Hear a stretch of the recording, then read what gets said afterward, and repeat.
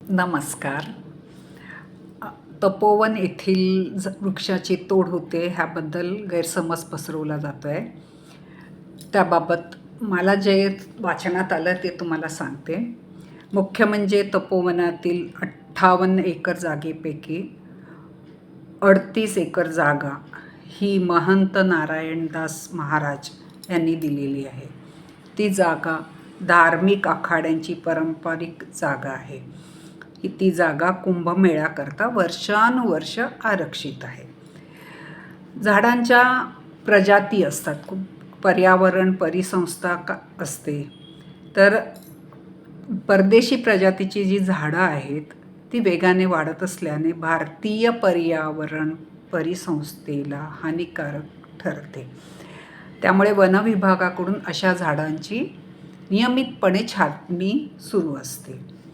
देशी प्रजाती झाडं तोडणार नाहीत असे सरकारने स्पष्ट सांगितल्यानंतर ही उगाच अफवा पसरवतात की झाडामध्ये जाती आहेत का आणि उगाचच झाडं कापली जात आहेत वगैरे.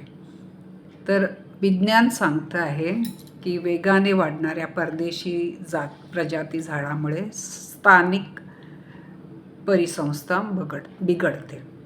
काशीद, रेनट्री, निलगिरी, अकेशिया या सगळ्या परदेशी झाडांच्या प्रजाती आहेत. या झाडांची मुळं खोल नसल्याने मातीची धूप थांबत नाही.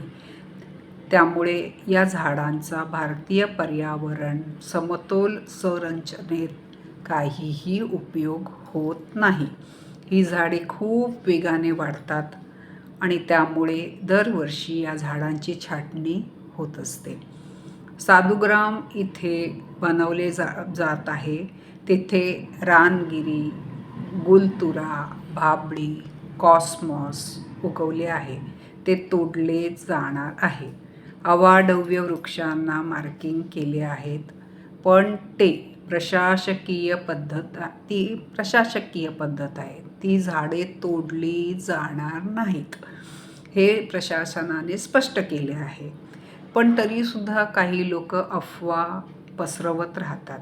नाशिक प्रशासनाकडून फक्त खूप वेगाने वाढणारी परदेशी प्रजातीची झाडे कापली जाणार आहेत.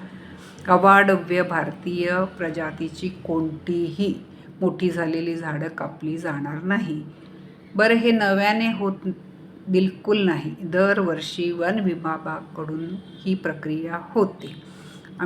मुख्य म्हणजे जुने वृक्ष तोडण्यावर कायद्यानेच बंदी आहे. दिसलं झाड की मार त्याला मिठी असं करू नये. जी आपल्या म्हणजे ह्या भौगोलिक स्थितीला योग्य नाही ती झाडं कापावीच लागतात. परदेशी झाडं खूप वेगाने वाढतात. ती झाडं जमिनीतील पाणी अधिक शोषत असल्याने भारतीय प्रजातीची झाडे मरतात. हे टाळण्यासाठी दरवर्षी परदेशी वृक्षाची छाटणी होत असते. सामान्य जनतेला झाडं प्रिय असतात. अनावश्यक वृक्षतोड कोणालाच नको असते. पण सामान्य जनतेची झाडविषयीची कळकळ अर्बन नक्षलवाद्यांकडून ट्रिगर केली जाते. कम्युनिस्ट आणि काँग्रेसचा दलाल पत्रकार वृक्षप्रेम निव्वळ बहाणा करत कुंभमेळा व हिंदू संस्कृतीवर त्यांना निशाणा करायचा असतो म्हणून प्रत्येक वेळेला काही ना काही खोटं नाटं अफवा पसरवतात. गोहत्या बंदी असताना रोज हजारो गायींची तस्करी होते. गायी मारल्या जातात. बकरी ईदला हजारो लाखो जनावरांची कत्तल होते. रोज सकाळपासून 5 वेळा विना परवाना कर्कश आवाजात भुंगे वाजतात. कायद्याचं उल्लंघन होतं, पण त्यावेळेला हे अफवा पसरवणारे गप्प असतात. पण हिंदू कुठलाही सण किंवा कुठलाही उत्सव किंवा काही निघाला, आता हे कुंभमेळा नाशिकचा निघतो आहे, आता पोटात अशा लोकांना आग लागते आणि मग अफवा पसरवायला सुरुवात होतं की झाडाची खरं काही आहे हे आपल्याला जाणून घ्यायची पण तसदी घेत नाही. आता हे माझ्या वाचनात आलं, मी प्रत्यक्ष जाऊन पाहिलेलं नाही आहे, पण हे माझ्या वाचनात आलं आणि हे मी बऱ्याच 2-3 ऑथेंटिक ह्याच्यातून वाचलं आणि सरकारी ह्याच्यातून पण वाचलं, म्हणून हे तुम्हाला ही माहिती देते आहे. तुम्ही माझं ऐकता त्याबद्दल मी खूप आभारी आहे. पण हे मी मुद्दामून सांगते कारण मागच्या वेळेला म्हणजे मी ह्या कुंभमेळ्याला ह्या वर्षीच्या गंगेला गेले होते, त्यावेळेला पण अशीच आधी इतक्या अफवा होत्या, पण मी प्रत्यक्ष जाऊन कुंभस्नान करून आल्यावर मला जाणवलं की किती अफवा पसरवतात आपल्या धर्मातल्या गोष्टीबद्दल आणि खूप दुःख वाटतं की हिंदूच ह्याच्यामध्ये अग्रस्थानी असतात अफवा पसरवण्यामध्ये. हे खूप दुःखाचं वाटतं.